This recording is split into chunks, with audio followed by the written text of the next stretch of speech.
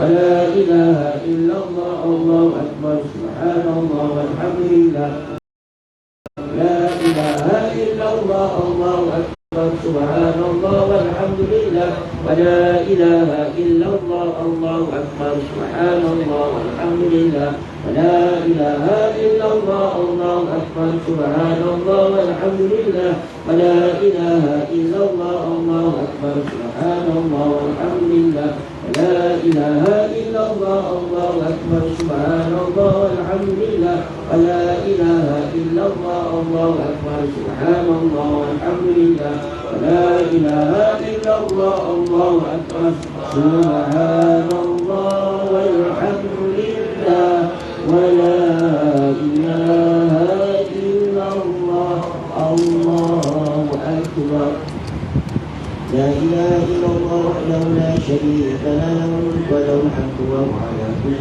شيء قدير لا إله إلا الله وحده لا شريك له له الملك وله الحمد وهو على كل شيء قدير لا إله إلا الله وحده لا شريك له له الملك وله الحمد وهو على كل شيء قدير لا إله إلا الله وحده لا شريك له له الملك وله الحمد وهو على كل شيء قدير لا إله إلا الله وحده لا شريك له له الملك وله الحمد وهو على كل شيء قدير لا إله إلا الله وحده لا شريك له له الملك وله الحمد وهو على كل شيء قدير لا إله إلا الله وحده لا شريك له له الملك وله الحمد وهو على كل شيء قدير لا إله إلا الله وحده لا شريك له له الملك وله الحمد وهو على كل شيء قدير لا إله إلا الله وحده لا شريك له له الملك وله الحمد وهو على كل شيء قدير لا إله إلا الله وحده لا شريك له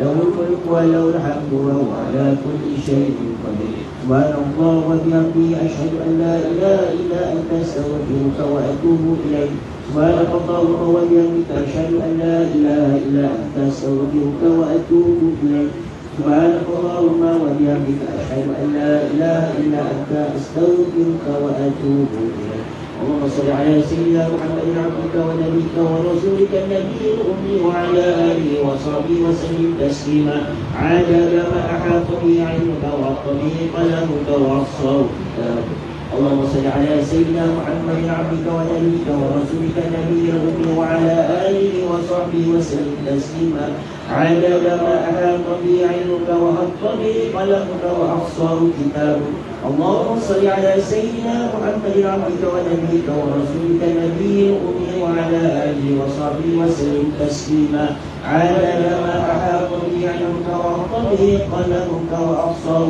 كتابك وارض اللهم أنزل إلى أبي بكر وعمر وعثمان وعلي وعن الصحابة أجمعين وعن التابعين والتابعين بإحسان إلى يوم الدين سبحان ربك رب العزة عما يصفون وسلام على المرسلين والحمد لله رب العالمين. أعوذ بالله السميع العليم من الشيطان الرجيم بسم الله الرحمن الرحيم الحمد لله رب العالمين حمدا حامدين حمدا شاكرين حمدا يوافي ويكافئ مزيدا يا ربنا لك الحمد كما ينبغي لجلال وجهك وعظيم سلطانك اللهم إنا نسألك لسانا راتبا بذكرك وقلبا مفعوما بشكرك وبدنا حينا لينا بطاعتك اللهم إنا نسألك إيمانا كاملا ونسألك قلبا خاشعا ونسألك علما نافعا ونسألك يقينا صادقا ونسألك دينا قيما ونسألك العافية من كل بلية ونسألك تمام الغنى عن الناس وهب لنا حقيقة الإيمان بك حتى لا نخاف ولا نرجو خيرك ولا نعبد شيئا سواك واجعل يدك مبسوطة علينا وعلى أهلنا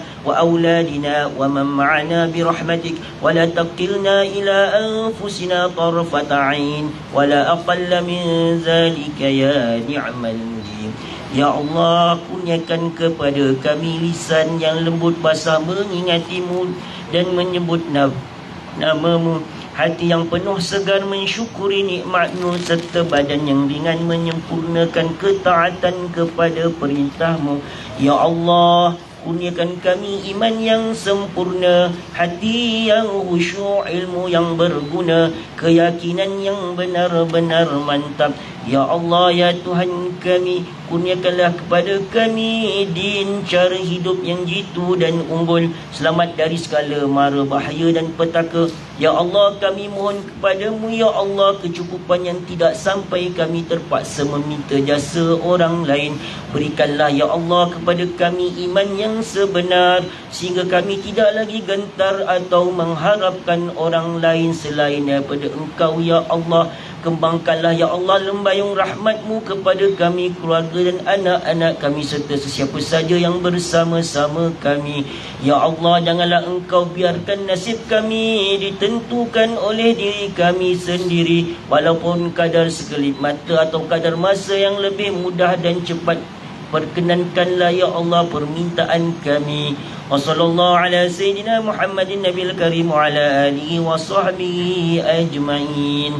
Qulillahumma malikal mulki tu'til mulka man tasha' wa tanzi'ul mulka mimman tasha' wa tu'izzu man tasha' wa tuzillu man tasha' biyadikal khair innaka ala kulli syai'in qadir.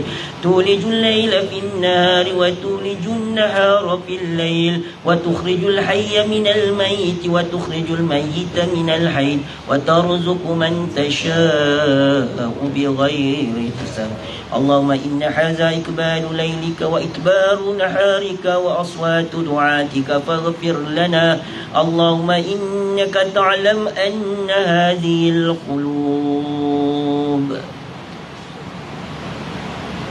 قد اجتمعت على محبتك والتقت على طاعتك وتوحدت على دعوتك وتأحدت على نصرة شريعتك فوثق اللهم رابطتها فوثق اللهم رابطتها فوثق اللهم رابطتها وأدم هدها واهدها سبلها واملأها بنورك الذي لا يحب واشرح صدورها بفيض الإيمان بك وجميل التوكل عليك وأحيها بمعرفتك وأمتها على الشهادة في سبيلك إنك نعم المولى ونعم النصير. Ya Allah, Engkau mengetahui bahawa hati-hati ini telah berkumpul kerana mengesahkimu, bertemu untuk mematuhi perintahmu, bersatu memikul beban dakwahmu. Hati-hati ini telah mengikat janji setia untuk mendaulatkan dan menyokong syariatmu. Maka eratkanlah, ya Allah, maka eratkanlah, ya Allah, maka eratkanlah, ya Allah, akan ikatannya ini. Kekalkanlah kemesraan antara hati-hati ini akan jalannya yang sebenar. Penuhkanlah piala hati ini dengan cahaya Rabbanimu yang tidak kunjung malam. Lapangkanlah hati-hati ini dengan limpahan iman, keyakinan dan keindahan tawakal kepadamu. Hidupkan, suburkan hati-hati ini dengan makrifat, pengetahuan sebenar tentangmu. Jika engkau mentakdirkan mati, jika engkau mentakdirkan mati, jika engkau mentakdirkan mati, maka matikanlah pemilih hati-hati ini sebagai para syuhada dalam perjuangan agamamu. Engkaulah sebaik-baik sandaran dan sebaik-baik penolong, ya Allah. Perkenankanlah permintaan kami ini, perkenankanlah, ya Allah, permintaan kami ini. Perkenankanlah, ya Allah, permintaan kami ini. Wa sallallahu ala sayyidina Muhammad wa ala alihi wa sahbihi wa sallim tasliman katsira. Allahumma barik lana fi Rajab wa Sya'ban wa ballighna Ramadan. Allahumma inna naj'aluka fi nuri a'da'ina wa na'udzu bika min shururihim. Allahumma baddi syamlahum wa farrij jam'ahum wa saddid kalimatahum wa zalzil aqdamahum wa sallid alaihim kalban min kilabik ya qahhar ya jabbar ya muntakim. Allahumma ya munzilal kitab wa ya mujrihas sahab ويا حازم الأحزاب اهزمهم وانصرنا عليهم يا رب العالمين. وصلى الله على سيدنا محمد وعلى آله وصحبه وسلم. سبحان ربك رب العزة عما يصفون وسلام على المرسلين والحمد لله رب العالمين. تقبل الله منكم منا ومنكم تقبل يا كريم.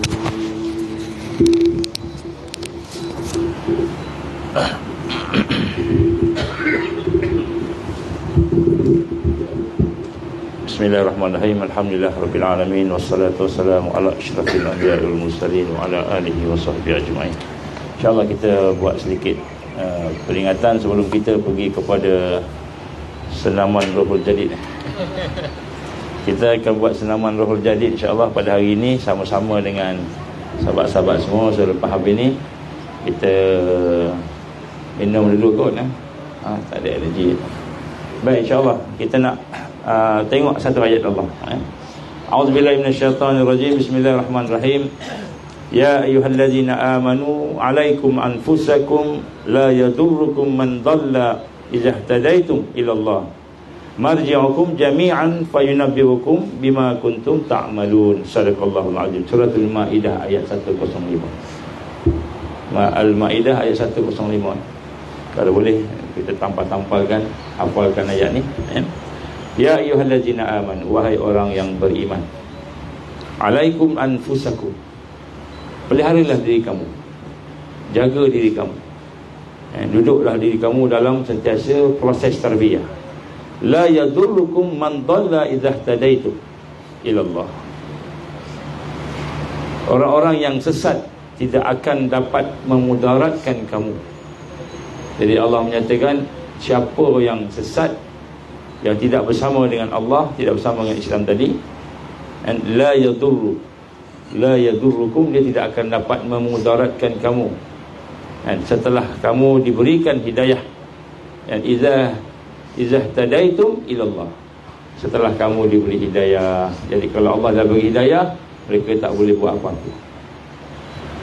Ini satu jaminan daripada Allah Subhanahu wa taala. Marji'ukum jami'an. Mereka tidak akan dapat buat apa-apa. Kemudian kepada Allah lah tempat kamu akan kembali. Semua akan patah balik kepada Allah. Fayunabbi'ukum bima kuntum ta'malun. Kemudian dia akan menerangkan kepada kamu, memberikan balasan kepada kamu. Jadi pada hari ini insya-Allah daripada ayat ini kita nak kena faham bahawa apabila Allah Subhanahu Wa Taala memberikan kepada kita hidayah, maka Allah tidak akan membenarkan, mengizinkan mana-mana musuh dan menyesatkan ataupun memudaratkan. Tak ada mudarat. Jadi sinilah kita lihat para ulama diurai panjang. InsyaAllah kita akan sambung hurai di malam ni. Tapi nak sebut kat sini, antara perkara yang dihurai oleh para ulama kita, macam mana Allah SWT tidak asbab-asbab yang Allah Ta'ala tidak akan membenarkan, mengizinkan musuh itu mengganggu dan memudaratkan orang beriman itu, ialah apabila orang beriman itu hidup bersama dengan asma'ul ataupun ismul a'zam.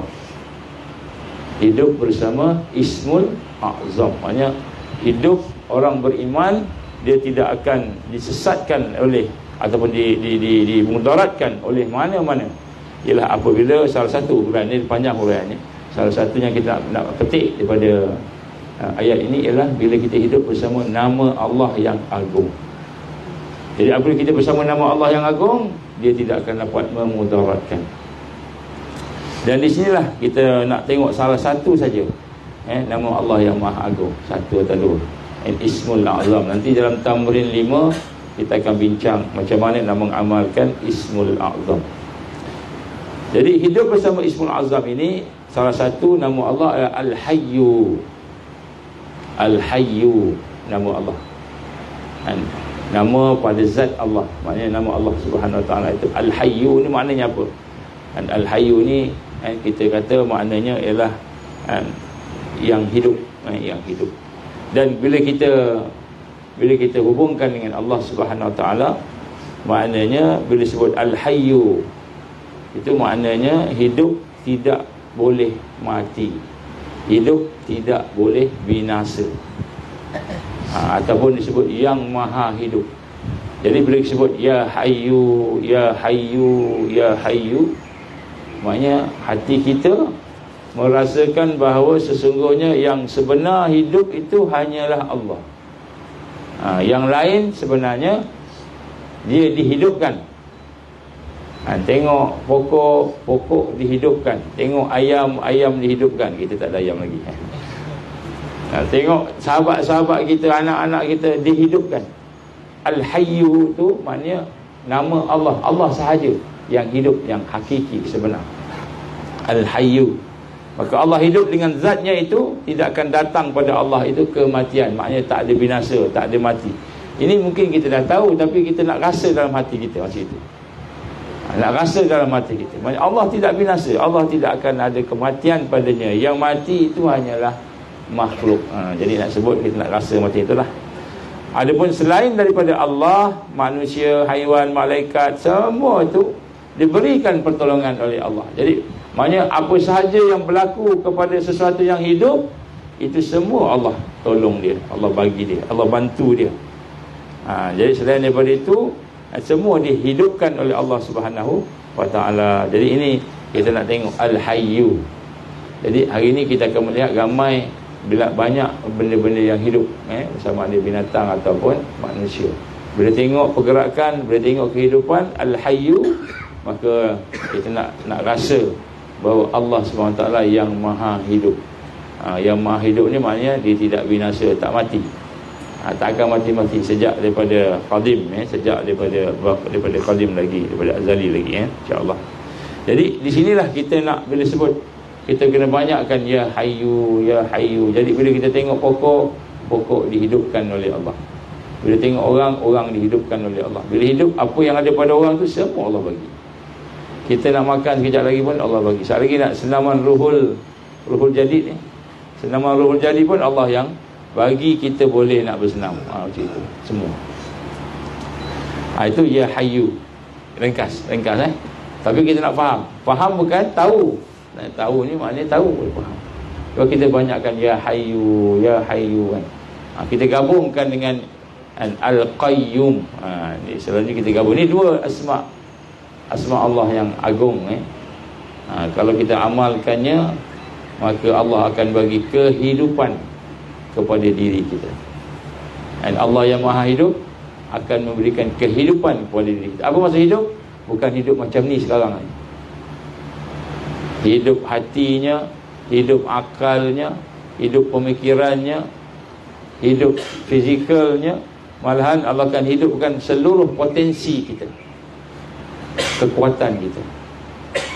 Ya Hayyu, ya Hayyu, ya Hayyu, ya Hayyu. Jadi kita nak hati kita nak merasai Allah SWT yang maha. Kemudian satu lagi Al-Qayyum. Dua kan? Al-Qayyum. Al-Qayyum ni apa? Al-Qayyum ni maknanya dialah yang berdiri dengan sendirinya. Dialah yang mendirikan yang lain. Al-Qayyum ni dia yang berkuasa. Dia tak berhajat kepada yang lain, tidak berhajat kepada selain daripadanya. Dia yang memberi rezeki.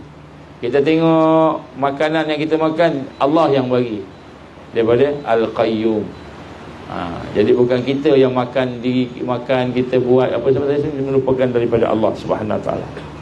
Jadi apabila kita melihat kepada Al-Qayyum, ini antara perkara ni, hasilnya bila kita tahu Allah sahaja yang maha agung, maha berkuasa tadi, maka manusia yang beriman dia tidak berhajat kepada yang lain. Ini umum. Jadi lebih sebut ya Hayyu, ya Qayyum, ya Hayyu, ya Qayyum, ya Hayyu, ya Qayyum. Ya Hayyu yang maha hidup tadi, kita merasai kebesaran Allah, keagungan Allah. Kita rasa kita dihidupkan. Allah akan matikan kita. Allah tak mati, Allah tak binasa, kita binasa. Kemudian ya Qayyum, Allah yang maha berdiri dengan sendirinya.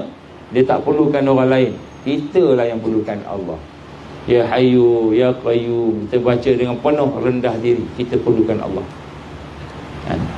Jadi sebab tu kita kena amalkan. Sebenarnya bujangannya panjang, kita tak nak panjang-panjang sangat. Ya Hayyu Ya Qayyum, kita jadikan zikir pada hari ini. Ya Hayyu Ya Qayyum, la ilaha illa anta ya Hayyu Ya Qayyum, la ilaha illa anta ya Hayyu Ya Qayyum, la ilaha illa anta. Wahai Allah yang maha hidup, wahai Allah yang maha berkuasa, berdiri dengan sendiri. Allah tak perlukan siapa-siapa, kita yang perlukan Allah. Gitu. Tidak ada ilah, tidak ada Tuhan melainkan Kau.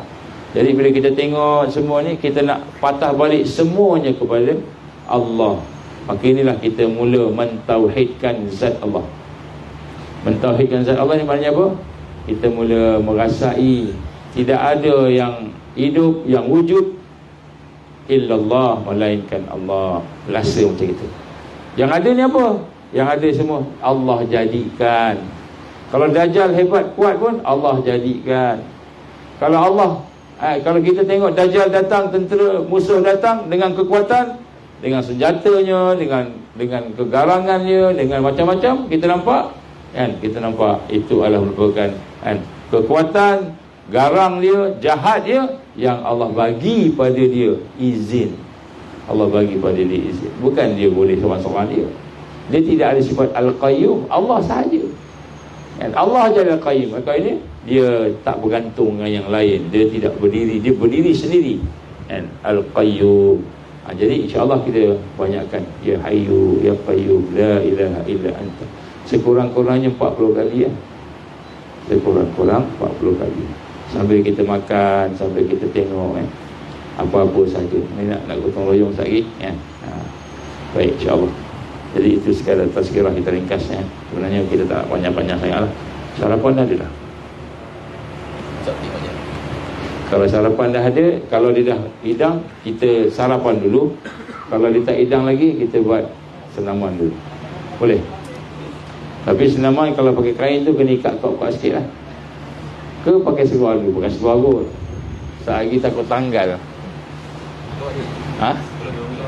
Belum siap, okey. Kita balik ke bilik masing-masing ataupun pergi mana tempat kita letak baju kita. Dekat dalam tu kita pakai seluar. Saya pakai jubah, saya ada seluar, alhamdulillah. Hari ni pakai seluar, semalam pakai kain. Jadi pakai seluar, kita akan duduk di sebelah banglo. Muat amal sampai ke jalan. Ada kereta. Yang tengok sebelah banglo nanti kita berdiri ramai-ramai. Nanti kita buat senaman Ruhul Jadi. Ruhul Jadi. Senaman Ruhul Jadi ni senaman inilah untuk kita nak latih supaya kita dalam keadaan apa pun, dalam keadaan ibadah. Senaman ni pun ibadah juga. Cuma yang tak mampu tak apalah. Tak mampu kadang-kadang ada orang sakit perut lah, sakit macam-macam. Saya lah yang banyak sakitnya tak sihat. Buat-buat sakit tak boleh. Okey. Nak cerita sikit pasal buat-buat sakit. Apabila kita nak buat sesuatu tu ikut kaedah syarak apa? Ma la yatimul wajib illa bihi fahuwa wajib. Sesuatu yang wajib tak dapat terlaksana melainkan dengan perkara tersebut, maka perkara itu menjadi wajib. Kita nak semayang zuhur, semayang subuh, tak boleh semayang melainkan ada wudu, air semayang. Maka ambil air semayang tu wajib, walaupun asalnya sunat. Tapi nak ambil semayang sebab nak solat tu, kena ambil wajib. Ma la yatimul wajib illa bihi fahuwa wajib. Jadi kita kena kaedah syarak. Jadi ada benda yang kita rasa macam sunat. Contoh sunat apa? Baca Quran. Sunat. Sunat baca Quran ni. Tetapi sekiranya kita biarkan diri kita tak baca Quran, biar je asyik baca WhatsApp je, asyik baca Telegram je, sikit-sikit Telegram, sikit-sikit WhatsApp, sikit-sikit FB, sikit-sikit Instagram, Quran tak baca, maka hati kita jadi keras. Hati kita jadi keras. Bila hati jadi keras, berpenyakit, nak semayang tak khusyuk, sedekah tak ikhlas, kan? Maka akhirnya akan mendapat kemurkaan Allah. Maka dalam kaedah tarbiyah, dalam keadaan tarbiyah, maka baca Quran jadi wajib.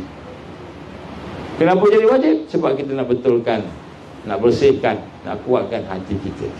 Jadi hukum asalnya sunat. Tapi kalau kita dah tak baca Quran, si baca WhatsApp aja, si baca Telegram aja, kan, tiba-tiba hati kita keras je. Baca apa ni, Allah tegur kita, tak menangis pun, kan. Sembahyang malam, sembahyang taubat 10 rakaat, sikit pun tak menangis, kan.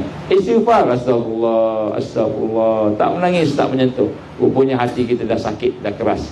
Bila hati dah sakit, dah keras, maka kita kena lembutkannya, bersihkannya. Maka jadi wajib untuk kita membersihkan hati kita. Tazkiyatun nafs ini wajib, kan? Contoh Allah perintahkan kepada kita, kan, alladzina jahadu fina lanahdiyannahum subulana.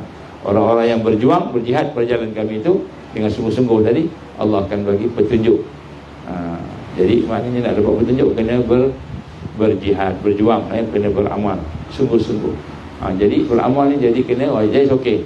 Jadi apa maksud wajib tadi? Apa maksud wajib tadi?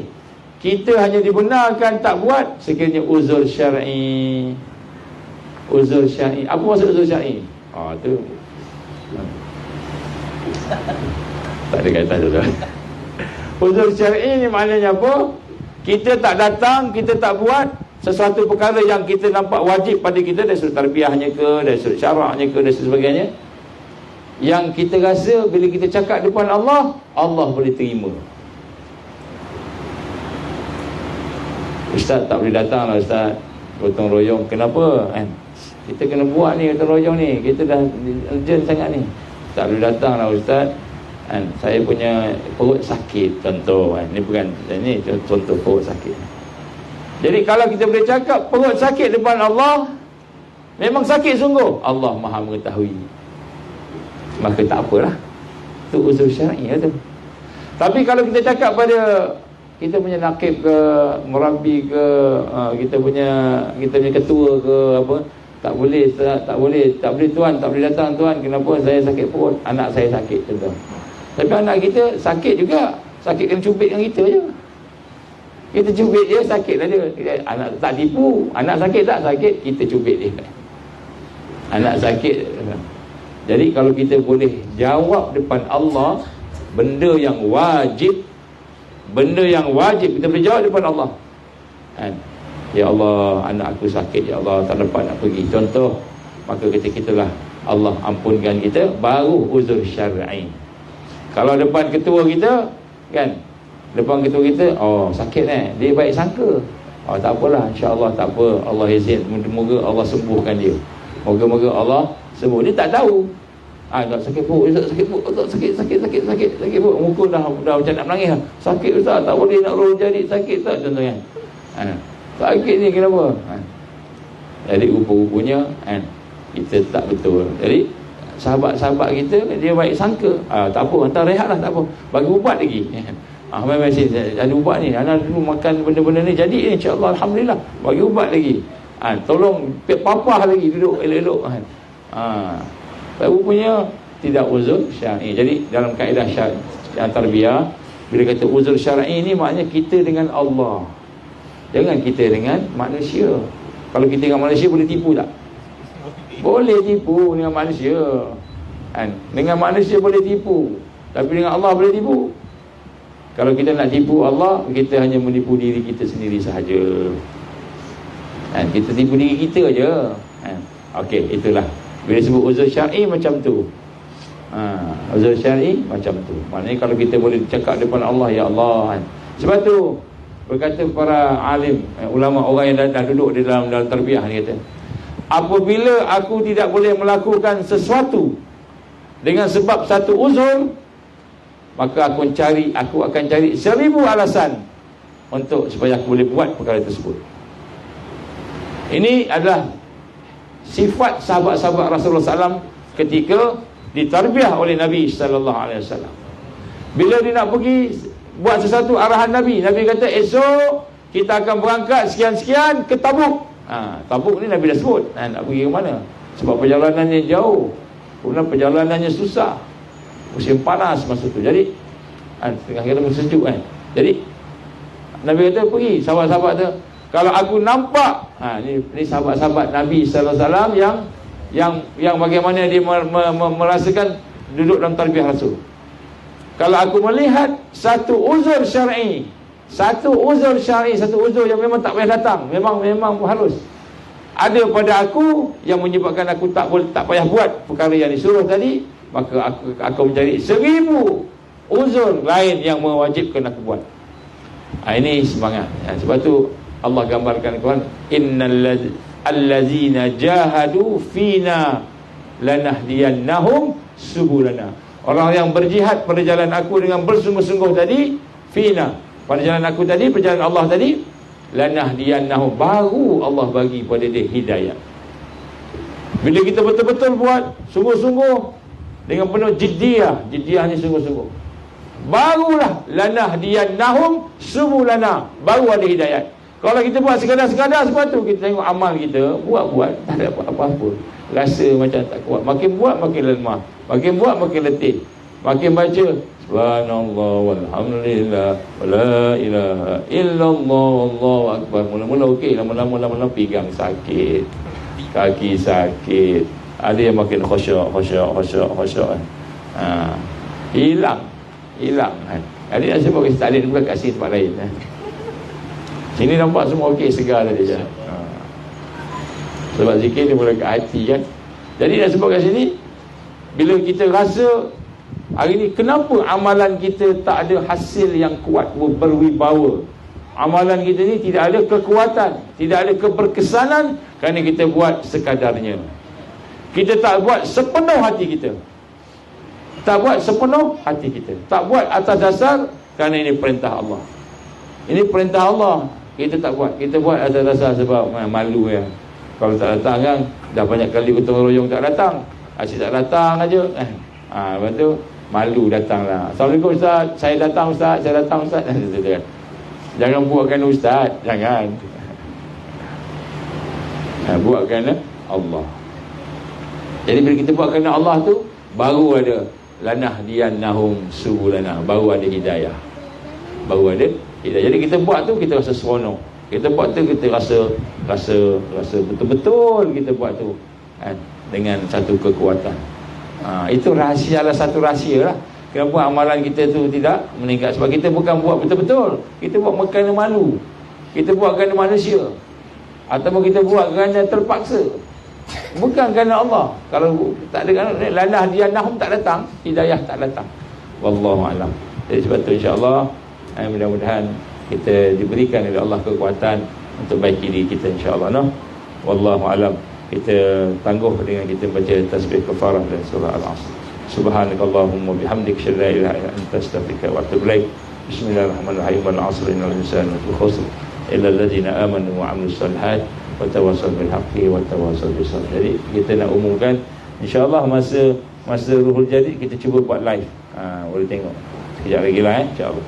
Okey, assalamualaikum warahmatullahi wabarakatuh.